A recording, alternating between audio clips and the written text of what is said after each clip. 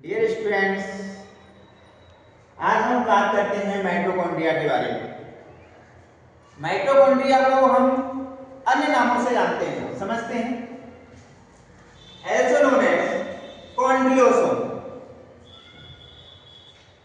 Second one, power house of the cell. Third, power plant. Fourth, energy transformer. 5, cell within the cell, and 6, semi autonomous। इसके अलावा हम mitochondria के कुछ महत्वपूर्ण history point के बारे में भी समझते हैं। पहला पॉइंट के रूप में हम देखते हैं mitochondria found in those eukaryotic cells who respire aerobically, यानी कि माइटोकॉन्ड्रिया केवल उन्हीं सेल्स के अंदर पाया जाता है जो एरोबिक रूप से रेस्पायर करती हैं, श्वसन क्रिया करती हैं। Second one, absent in RBC of mammals, ये एंड प्रोकैरियोटिक सेल्स। माइटोकॉन्ड्रिया हमेशा RBC of mammals और प्रोकैरियोटिक सेल के अंदर absent होता है। सबसे पहले कॉलिकर saw the mitochondria in stated muscles of insect and gave the name sarcosome।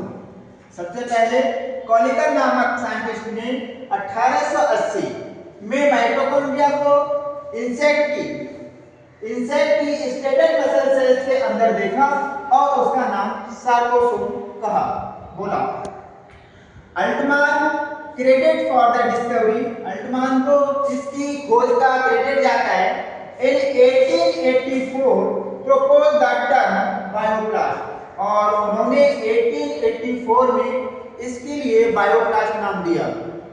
इसके बाद सीवेंडा एक ऐसे साइंटिस्ट थे जिन्होंने 1897 में प्रपोज द टर्म, एक टर्म दिया और उसका नाम दिया गया माइटोकॉन्ड्रिया।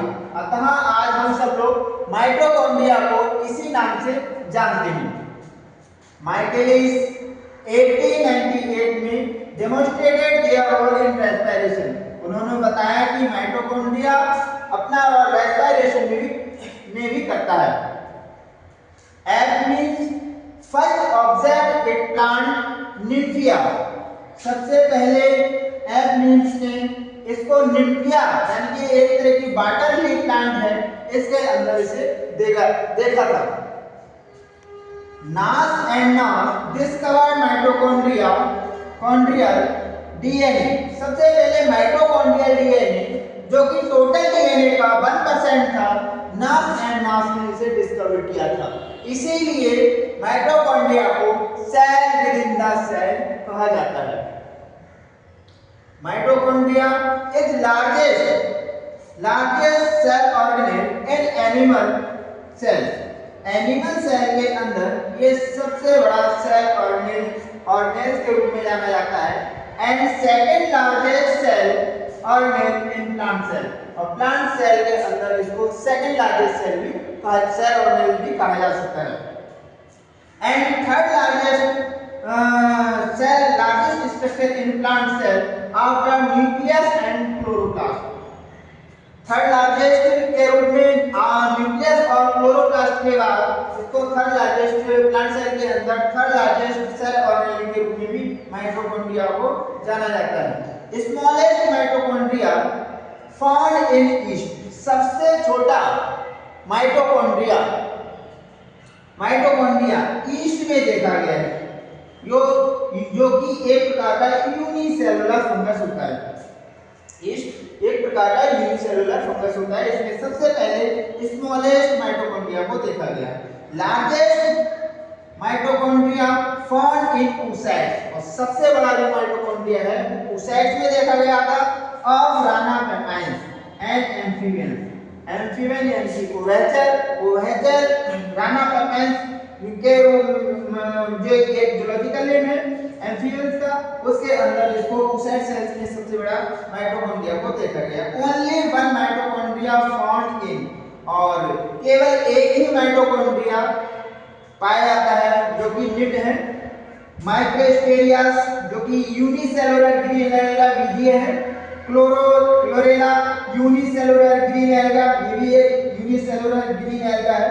इसको स्पेस एल्गी के नाम से भी जाना जाता है क्लोरेला को। और सबसे खास बात ये है कि इसमें 65% प्रोटीन पाई जाती है, प्रोटीन पाई जाती है क्लोरेला के अंदर, इसलिए इसको स्पेस एल्गी के नाम से भी जाना जाता है। ट्रेपेनोसोमा जो कि एक प्रोटोजोआ है, इसके अंदर ओनली 1 माइटोकॉन्ड्रिया को देखा गया है।